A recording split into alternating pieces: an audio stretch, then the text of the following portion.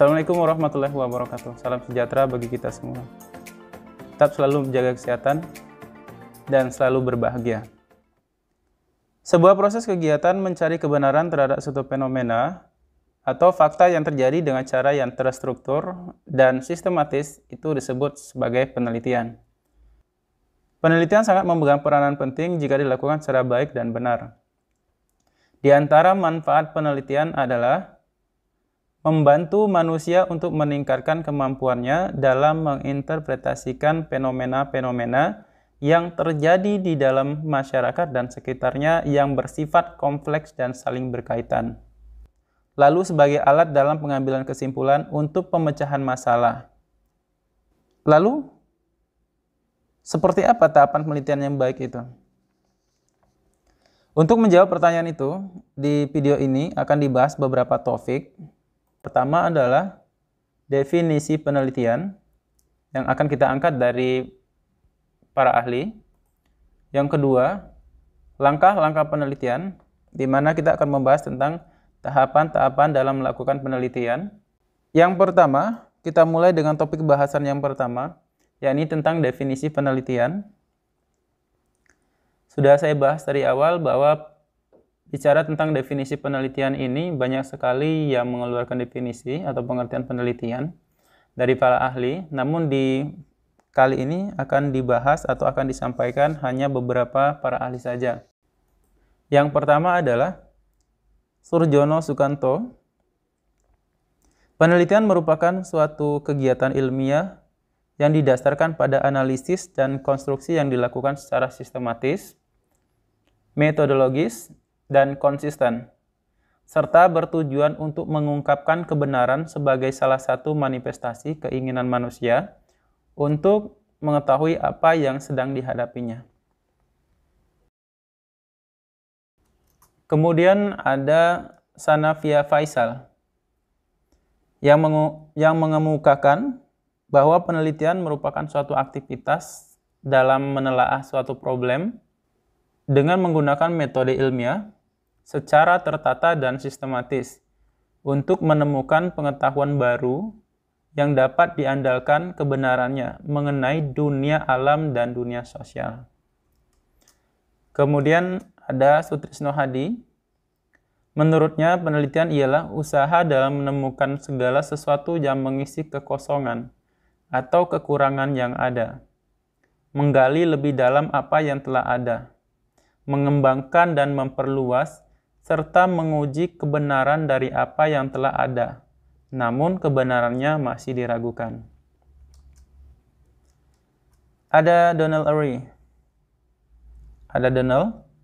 Penelitian merupakan penerapan dari pendekatan ilmiah pada suatu pengkajian masalah dalam memperoleh informasi yang berguna dan hasil yang dapat dipertanggungjawabkan. Selain itu ada Hillway, diungkapkan dalam buku Introduction to Research yang mendefinisikan bahwa penelitian merupakan metode studi yang sifatnya mendalam dan penuh kehati-hatian dari segala bentuk fakta yang bisa dipercaya atas suatu masalah tertentu, guna untuk membuat pemecahan masalah tersebut.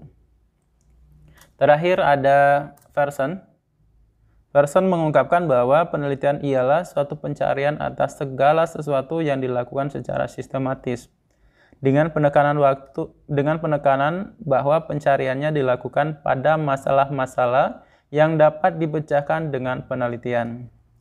Jadi ada 6 pakar atau para ahli yang mendefinisikan penelitian dan ditampilkan di video ini. Jadi apabila ada selain itu atau tentang yang lainnya, silakan tulis di kolom komentar untuk sebagai penambah wawasan bagi kita semua. Selanjutnya, secara definisi sudah kita sampaikan, namun sekarang kita akan menjawab pertanyaan bagaimana atau seperti apa langkah-langkah penelitian itu yang baik. Proses pelaksanaan penelitian ilmiah terdiri dari langkah-langkah yang juga menerapkan prinsip metode ilmiah. Adapun langkah-langkah yang harus dilakukan selama melakukan penelitian ilmiah sebagai berikut. Yang pertama, mengidentifikasi dan merumuskan masalah. Sebagaimana halnya dalam metode ilmiah, pada penelitian ilmiah juga harus berangkat dari adanya permasalahan yang ingin dipecahkan. Jadi sebelum melaksanakan penelitian ilmiah, perlu dilakukan identifikasi masalah terlebih dahulu. Adanya proses identifikasi masalah itu sangat penting dilakukan agar rumusan masalah menjadi tajam dan sebagai bentuk data awal bahwa dalam penelitian ilmiah tersebut memang dibutuhkan pemecahan masalah melalui penelitian. Identifikasi masalah dirumuskan bersesuaian sebagaimana latar belakang masalah, berdasarkan fakta dan data yang ada di lapangan. Identifikasi masalah pada umumnya dirumuskan dalam bentuk kalimat deklaratif. Sebagai contohnya, dan sebagai gambaran untuk kita semua, contoh, Pak Rektor memberikan sambutannya di acara wisuda tahun ini. Yang kedua, pihak rumah sakit menyatakan, Bu Aminah dinyatakan sembuh dari virus corona yang dideritanya 1 bulan yang lalu. Yang ketiga, contoh yang ketiga, sejumlah mahasiswa terlibat bentrokan dengan aparat kepolisian di depan gedung DPR. Itu sebagai contoh untuk kalimat deklaratif dalam mengidentifikasi masalah. Sementara untuk rumusan masalah ditulis dalam bentuk kalimat tanya. Jadi berbeda dengan yang deklaratif tadi ya, mendeklarasikan. Sebagai contoh, apakah penyebab terjadinya bentrokan antara mahasiswa dengan aparat kepolisian di gedung DPR? Atau yang kedua, bagaimana penanganan rumah sakit terhadap virus corona yang diderita oleh Ibu Aminah? Yang ketiga, apakah dampak tanaman X terhadap penyebaran virus? Nah, itu sebagai contoh rumusan masalah dalam bentuk kalimat tanya. Kalau tadi identifikasi masalah. Yang kedua, melakukan studi pendahuluan. Ini sangat penting bagi kita sebagai peneliti. Perlu dilakukan sebuah studi pendahuluan. Peneliti dapat melakukannya dengan menelusuri dan memahami kajian pustaka untuk bahan penyusun landasan teori yang dibutuhkan untuk menyusun hipotesis maupun pembahasan hasil penelitian lainnya. Jadi sebuah penelitian dikatakan bagus apabila didasarkan pada landasan teori yang kukuh dan relevan. Banyak teori yang bersesuaian dengan penelitian, namun ternyata kurang relevan. Oleh karenanya, perlu dilakukan usaha memilah-milah teori yang sesuai. Selain itu, studi pendahuluan yang dilakukan peneliti melalui pengkajian kepustakaan akan dapat membuat penelitian lebih fokus pada masalah yang diteliti sehingga dapat memudahkan penentuan data apa yang nantinya akan dibutuhkan. Kemudian ada merumuskan hipotesis. Hipotesis erat kaitannya dengan kesimpulan yang kebenarannya mutlak. Sehingga ketika seseorang membaca suatu anggapan dasar, tidak lagi meragukan kebenarannya.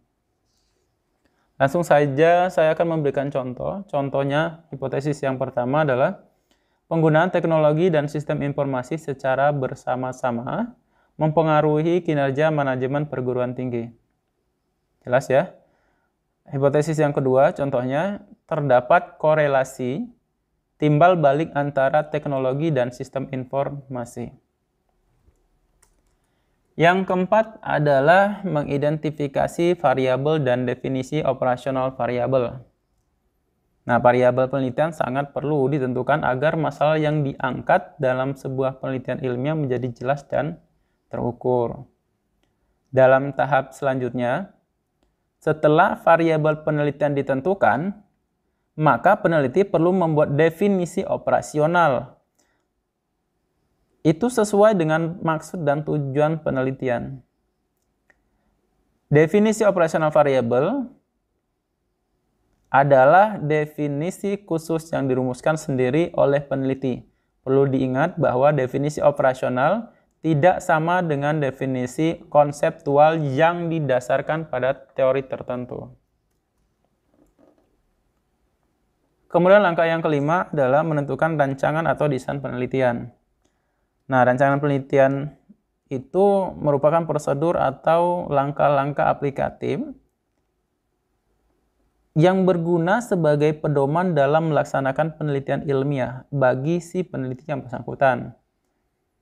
Rancangan penelitian harus ditetapkan secara terbuka sehingga orang lain dapat mengulang prosedur yang dilakukan untuk membuktikan kebenaran penelitian ilmiah yang telah dilakukan peneliti. Yang keenam, menentukan dan mengembangkan instrumen penelitian. Apakah yang dimaksud dengan instrumen penelitian? Jadi akan saya jelaskan bahwa instrumen penelitian merupakan alat yang digunakan oleh peneliti untuk mengumpulkan data yang dibutuhkannya. Seperti contohnya adalah kamera, alat rekam, kuesioner, pedoman wawancara. Beragam alat dan teknik pengumpulan data yang dapat kita pilih sesuai dengan tujuan dan jenis penelitian ilmiah yang dilakukan. Setiap bentuk dan jenis instrumen penelitian memiliki kelebihan dan kelemahannya masing-masing. Jadi sebelum menentukan dan mengembangkan instrumen penelitian, perlu dilakukan pertimbangan-pertimbangan tertentu. Salah satu kriteria pertimbangan yang dapat dipakai untuk menentukan instrumen penelitian adalah kesesuaiannya dengan masalah penelitian yang ingin dipecahkan. Tuh ya. Jadi tidak semua alat itu instrumen pengumpul data cocok digunakan untuk penelitian-penelitian tertentu. Jadi harus dipilih instrumen yang mana yang cocok dengan penelitian yang akan kita angkat. Yang ketujuh, menentukan subjek penelitian. Orang yang terlibat dalam penelitian ilmiah dan berperan sebagai sumber data itu disebut sebagai subjek penelitian. Seringkali subjek penelitian berkaitan dengan populasi dan sampel penelitian. Nah, apabila penelitian ilmiah yang dilakukan menggunakan sampel penelitian dalam sebuah populasi penelitian, maka peneliti harus berhati-hati dalam menentukannya. Hal ini dikarenakan penelitian yang menggunakan sampel sebagai subjek penelitian akan menyimpulkan hasil penelitian yang berlaku umum terhadap seluruh populasi. Walaupun data yang diambil hanya merupakan sampel yang jumlah jauh lebih kecil dari populasi penelitian. Pengambilan sampel penelitian yang salah akan mengarahkan penelitian kepada kesimpulan yang salah pula. Jadi harus berhati-hati. Sampel yang dipilih harus mempresentasikan populasi penelitian itu sendiri. Jadi jangan sampai salah mengambil sampel dari suatu populasi. Yang selanjutnya nomor 8 adalah melaksanakan penelitian. Sudah barang tentu kalau sudah menentukan subjek penelitian, merumuskan masalah, dan langkah-langkah sebelumnya, kita lakukan penelitian. Pelaksanaan penelitian ini proses pengumpulan data sesuai dengan desain atau rancangan penelitian yang dibuat sebelumnya ya.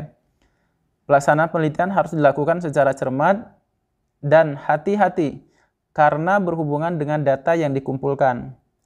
Keabsahan dan kebenaran data penelitian tentu saja akan menentukan kualitas penelitian yang dilakukan. Seringkali peneliti saat berada di lapangan, dalam melaksanakan penelitiannya terkecoh oleh beragam data yang sekilas memang semuanya tampak penting dan berharga. Peneliti harus fokus pada pemecahan masalah yang telah dirumuskannya, dengan mengacu pengambilan data berdasarkan instrumen penelitian yang telah dibuat secara ketat. Nah, berdasarkan cara pengambilan data terhadap subjek penelitian, data dapat dibedakan menjadi dua macam, yaitu ada data langsung dan ada data tidak langsung. Data langsung adalah data yang diperoleh secara langsung oleh peneliti dari sumber data, yakni subjek penelitian. Sementara data tidak langsung adalah data yang diperoleh tanpa berhubungan secara langsung dengan subjek penelitian. Bisa melalui penggunaan media tertentu, contohnya wawancara menggunakan telepon atau voice note kalau sekarang sudah daring menggunakan media sosial. Kemudian yang ke-9, melakukan analisis data. Ada beragam alat yang dapat digunakan untuk melakukan analisis data sebenarnya. Itu tergantung pada jenis data itu sendiri. Bila penelitian ilmiah yang dilakukan bersifat kuantitatif, maka jenis data akan bersifat kuantitatif juga. Bila penelitian bersifat kualitatif, maka data yang diperoleh akan bersifat kualitatif dan selanjutnya perlu diolah menjadi kuantitatif.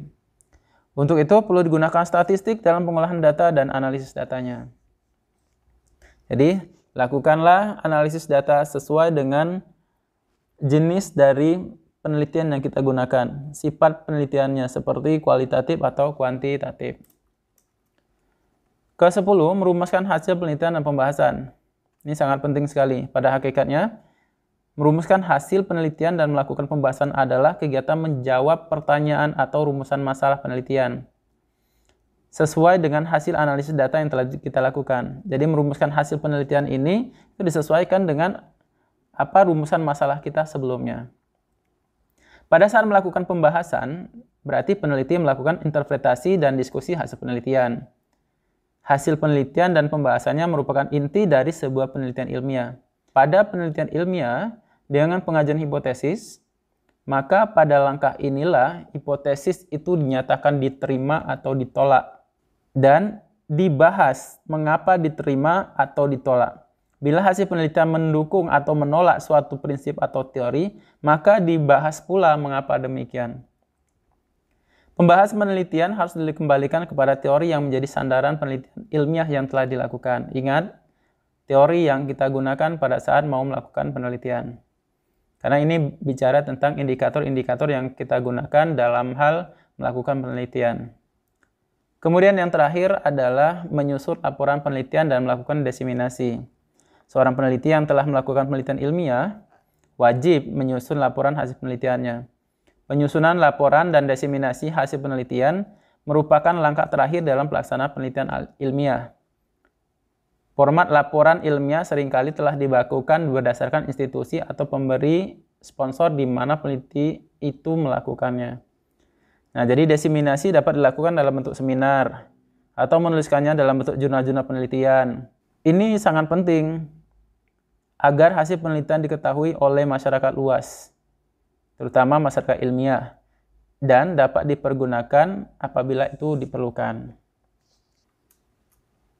Jadi, let's think what you want to research. Demikian definisi dan langkah-langkah penelitian.